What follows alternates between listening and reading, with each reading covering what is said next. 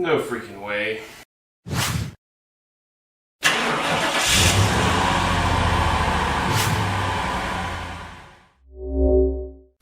Alright, so I just realized I made a huge mistake getting C4 salad shooter wheels for my build. And well, hey, if you're meeting me for the first time, I'm Grant Tommy. This is Straight Six Fan, your home for offbeat hot rodding.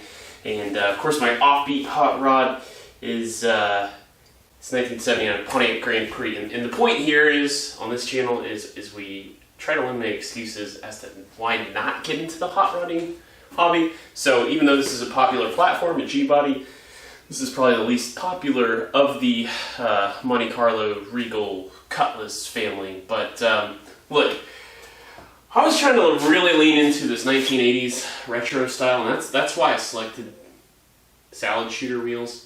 They're plentiful, they're all around, they're cheap. But I made one huge mistake in the purchase of these wheels. So let's get into it.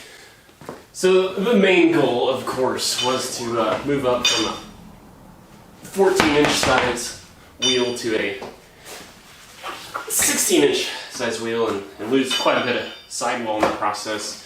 You know, I'm big into the procuring stuff.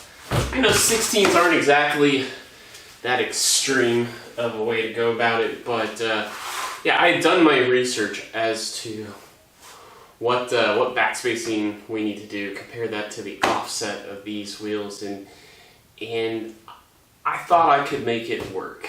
I knew I was going to need wheel spacers, but as long as I found 8.5-inch wide C4 Corvette wheels, I knew I could probably make this work. So I was under the impression that the most popular setup was a staggered offset, 9.5s in the rear, 8.5s in the front for these C4 Vettes, but there were a few basic models for a few years that had 8.5s all around. So my number one objective when I was looking on Facebook Marketplace, Craigslist, whatever, Craigslist is where I found these, my number one question was like, okay, if you set all four of these on their side by side, are two of them taller than the other two, or are they all four the same height?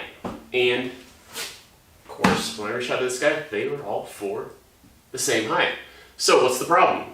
The problem was when I was trying to test fit them on the rear in the last episode you guys saw, the back of the tire was basically hitting the frame rail, and I stuck a tape measure through there, and I was like, I've got more than an inch. I was only planning on needing to run an inch spacer. Well, these are all four 9.5-inch wide wheels. These are exactly what I was trying to avoid, yet that's what I bought. So then, to make matters worse, I guess the answer was lying right under my nose this whole time. While I thought what I was looking for validation was the stamping on the backside of the hub, it was actually this whole time stamped on the backside of the saw blade, or the face of the wheel. And God, that sucks. Oh my God. The whole time.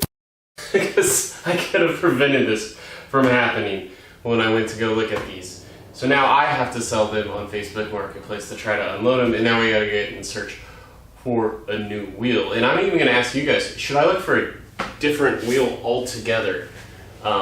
Because it was a trouble finding the 8.5s, but or should we stick with the salad shooter? So my alternative option is GTA wheels from the 80s. I think they look pretty sharp, and there is actually a set on Facebook Marketplace right now for fairly cheap. But yeah, man, this just stinks because I don't know how it is in your guys' world, but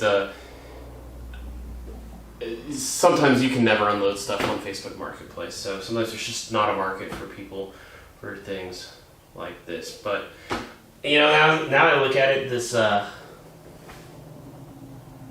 wondering if this other stamp on the hub, I wonder if that's like year and month. So November 1985, is that when these were made? I don't know.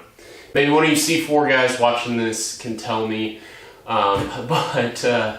So give me your vote, GTA wheels or C4 salad shooter wheels. Like, comment, share, subscribe. I don't care which one you do as long as you do one. Really helps the channel out.